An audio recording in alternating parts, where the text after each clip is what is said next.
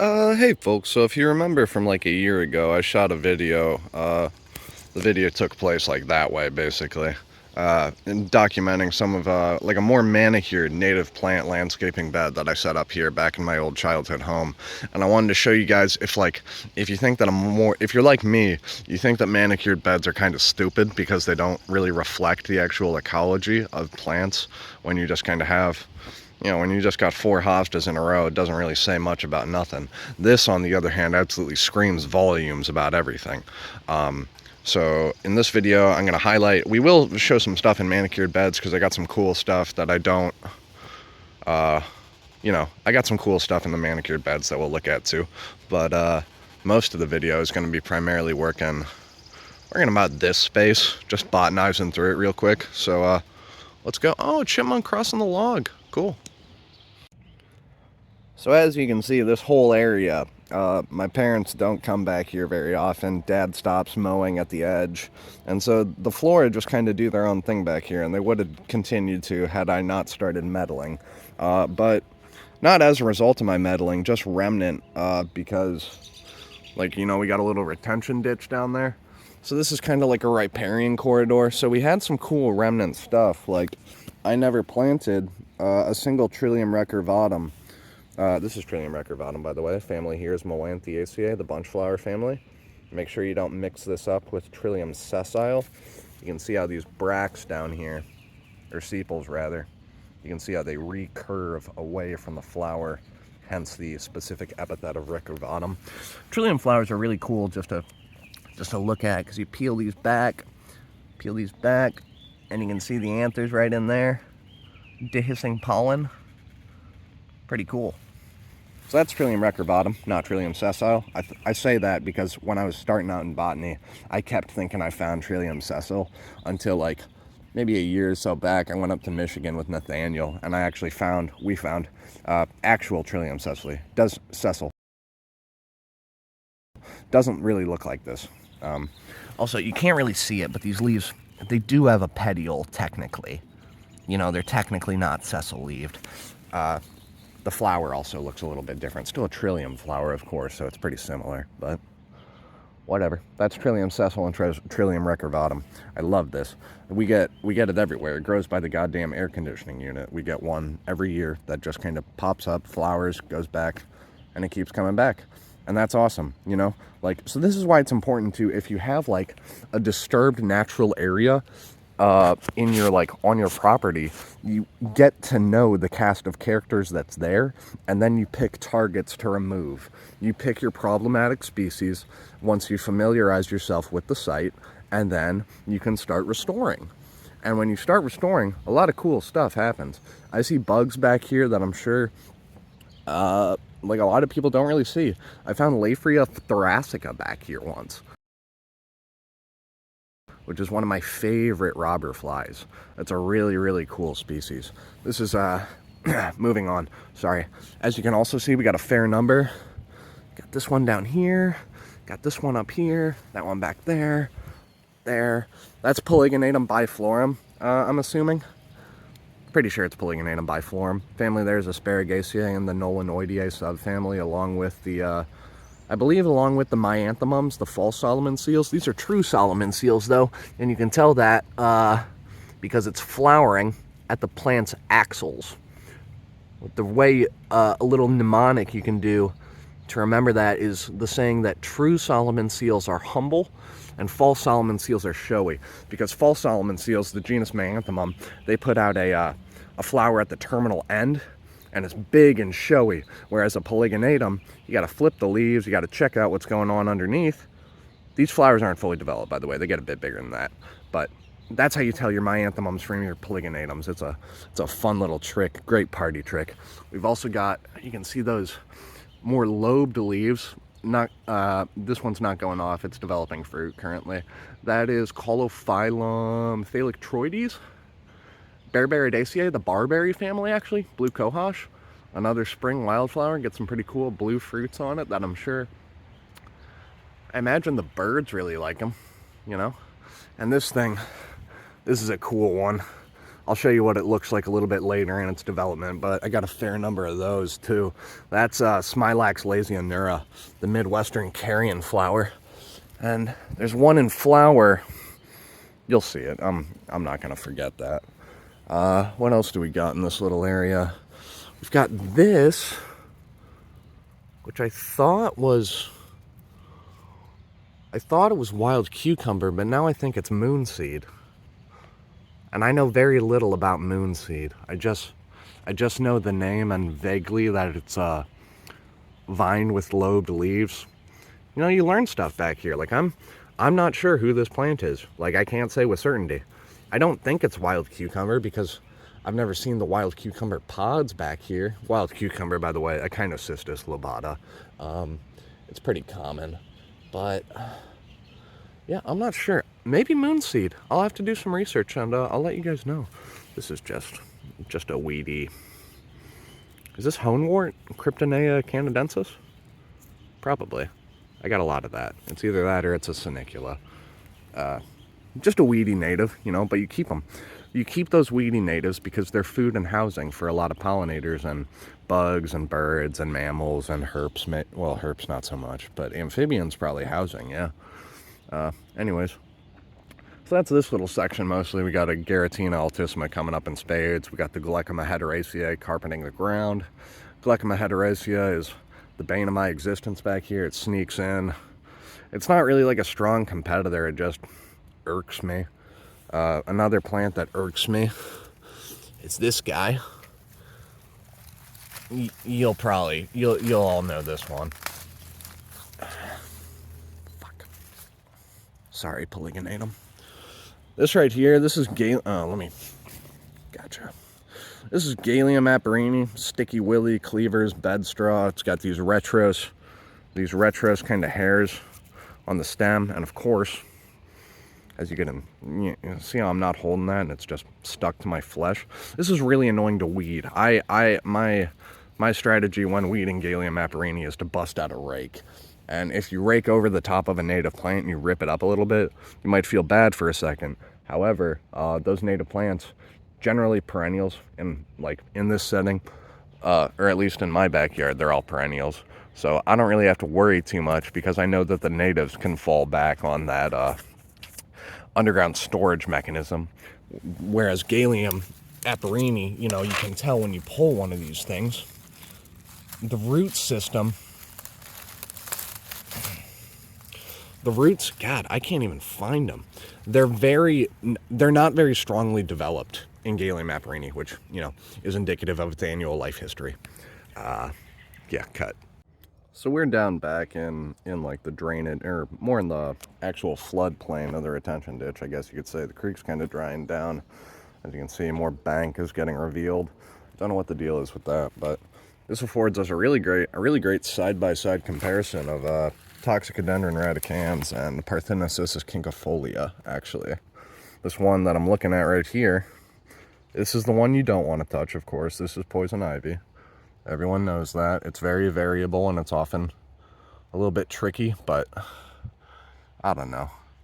It's variable, but I don't think it's that tricky. I think once you know poison ivy, you'll see it and be able to recognize it. But here's the Parthenocissus. You can tell it's Parthenocissus because I'm touching it. As you can see, sorry, I thought I hit a poison ivy. But as you can see, Parthenocissus kinkifolia, obviously 5 leaflets, 3 leaflets. There's also some differences with the way the buds look in the winter, as well as the vining habit. Parthenocissus has these, I'm trying to find them. God, this cottonwood's covered in stuff. That's awesome. Parthenocissus kinkifolia, it's got like adhesive discs that come off the stem. Like, I don't want to pull it down because it doesn't hurt the tree. Vines usually don't hurt the trees unless it's like Asian bittersweet, in which case get the winter creeper off the tree. Yeah, but like poison ivy is not really going to hurt a tree, and it is beneficial if anything. It's a little annoying to get a rash, but it's not all about you. But you can see these poison ivy vines down here. These are a really great example of like, it's got like these like spaghetti rootlets coming off the vine. I'm touching it with my thumb because I'm usually resistant, but I'm gonna wear through that real fast. So Parthenosis, Kinkifolia, and Toxicodendron radicans. That's how you tell those apart. You just kind of, you know, don't panic. Keep a cool head. It's not a bad rash. I've gotten poison sumac in it. Soapy water and Technu, baby. That's all you need. I almost forgot. I also wanted to just briefly talk about this little guy down here. This is Flirkia proserpinicoides, the false mermaid weed. It is an annual. It's a native annual. It's a great little ground cover, as you can see down there. Beautiful. And I also wanted to show you the, because I just remembered that we have actual Mayanthemums. Probably bird dispersed if I had to guess, because I didn't plant those, and we feed the birds here, so, you know, birds are great seed dispersal agents. Unless they're, well, you know, it's a double-edged sword because I got a ton of, like, honeysuckle sproutlets and Asian bittersweet popping up as well as a result of the birds. But they often bring gifts as well. Let's move this little Acer Negundo. That's another one you can panic and confuse with poison ivy if you really want to. Opposite leaves on this one, though. Also a tree. These right here, see, bam. See that flower? Still developing. But this is Mayanthemum racemosum. Racemosum, I think. What are the two Mayanthemums we get? We get Stellata. We get Mayanthemum canadense, which I'm never gonna get in my backyard. I think it's Mayanthemum racemosum. It might be. No, I'm calling it Mayanthemum racemosum. Whatever. Point is, it's a Mayanthemum, and you can tell that from this terminal inflorescence as compared to the, as we saw earlier, axillary inflorescence of the polygonatums. Cool. I'm going to show you guys some more cool stuff and then cut this video because it's getting long, because I just ramble back here because it's a nice little spot, and I used to, you know, mess around back here when I was like 6 and catch frogs and crayfish, and it's, man, nostalgia is something. And this little area down here is my, it's probably my favorite part of this little back stretch. It's where my spring wildflowers hang out at. I got some of these from my grandma's house because they were just growing in her Pachysandra, and I took them out of the Pachysandra because that was going to choke them out eventually. Stuck them back here, and they've done so well. They've spread. I did not used to have this many Podophyllum peltatums. They've spread, and also they're flowering quite a lot. You can see you got one here, obviously. You got this one right here. I believe family here is Berberidaceae, same as the blue cohosh, same as Japanese barberry. But this is a beautiful native. Get a load of that flower. Ah, that's awesome. And the cool thing about May-apples, you can always tell when they're gonna flower, you know, because they split at the middle, they fork, and then you get these two leaves. So that's pretty cool. Those are the May-apples. There's also, oh, I was gonna show you guys that too. One sec, let me get back here. I really gotta watch my step around this because these are the things that if I step on, I'll have bad dreams about them. This stuff right here, Virginia waterleaf, Hydrophyllum virginianum. Oh man, I drank too much coffee, I feel sick. Hydrophyllum virginianum, obviously, you know. It's, I think it's in the Boraginaceae now, if I'm not mistaken. But what my favorite thing I got back here is not the May-apples, and if you can believe it, it's also not, you see those monocot leaves down there? That's Allium verdicii, the narrow-leaved ramps. Don't confuse, well, you can confuse it with Allium trichocum. Just look at the basal sheath. They'll be clear on this one and red in Allium trichocum. But anyway, this is my favorite thing I got going on back here. This lacy foliage, that beautiful gray-blue coloration, and if you look real closely, you'll see it got pollinated. These are Dutchman's breeches, Dicentra cucullaria. This is perhaps my favorite spring wildflower. Oh, it's a toss-up though, because I do love a great white trillium display. But these are just, oh God, I'm so fucking happy this got pollinated, hell yeah. So I've got this one here that actually is setting seed this year. Really cool thing about Dutchman's breeches, it's another example of a Myrmecoccus species. So it'll you know, the seeds have the elasosome attached to them. I've talked about Myrmecoccus a lot on this channel. I think it's a fascinating phenomenon. You get the elasosome, the lipid-rich structure on the seed. The ants take it, put it in their garbage pile after they separate out the elasosome, and that's rich in organic material and provides a great place for a baby plant to grow. So, and I do have a pretty good variety of ants in this backyard. I'm not a myrmecologist by any metric.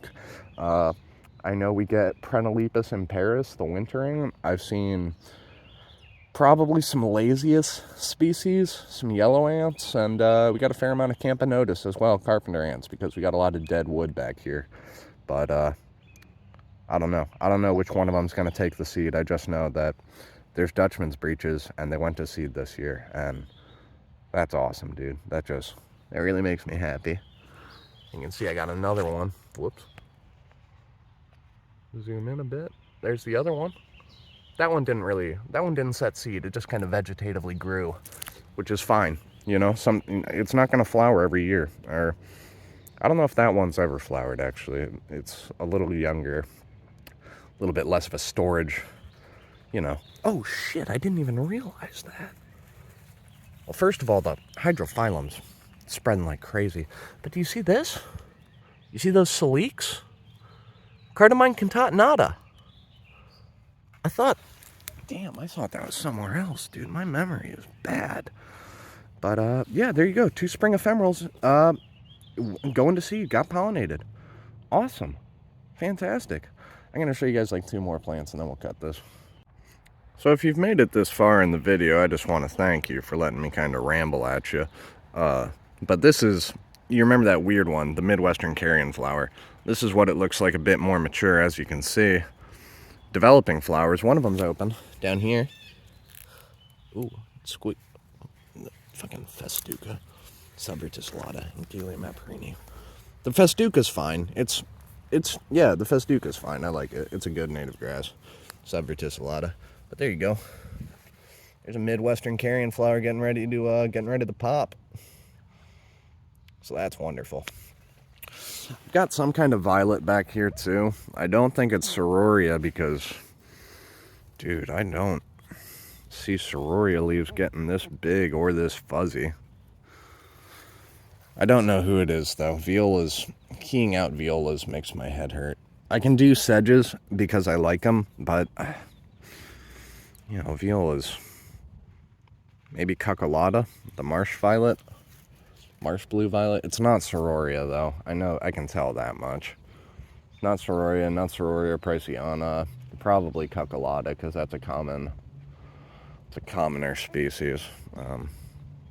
Damn, those leaves are big for a violet though. It's not Viola pedata or Sagittata, or I can tell you what it's not. I can't tell you what it is though. So I think we'll close the video with this one with the red stems and the opposite leaves because this is another. See, look at how poorly developed that root system is. I finally got one. Sorry to keep hammering on this, but look at that. What underground storage mechanism is there? None. It's an annual. So you just hit it with a rake and you're fine. Anyways, what I wanted to talk about, this one and this one. And, you know, it's all one plant, actually. A tree fell on top of it, and it's still trucking. This is Lonicera reticulata, the grape honeysuckle. And, you know, I badmouth Loniceras because it's part of my job. I'm a restoration ecologist. I hate bush honeysuckle. However, I am also a botanist, and so I recognize that it's stupid to paint with a incredibly wide brush when dealing with a successful lineage of plants like the Loniceras. Because this guy, Lonicera reticulata, is native. We get a fair number of native Loniceras, actually. You get like Lonicera reticulata. Further south, you get sempervirens. What are some other? Lonicera dioica. Dyrevia Lonicera. Lonicera canadensis. They're rarer. They're pretty uncommon, but there are native Loniceras. So if you can, try to get your mitts on one of those instead of an Amur or a Tatarian or any of the other oh god, there's the coffee again. Any of the other trashy non-native honeysuckles. The native honeysuckle, they give them a bad name, you know, because this is just a very elegant plant. It's awesome. You can like trellis it. You can do all kinds of really cool stuff with this honeysuckle. I've never seen it flower, but since that tree came down, it's getting a lot more sun. So I think this might be the year for it, which would be pretty cool. So there you go, Lonicera reticulata.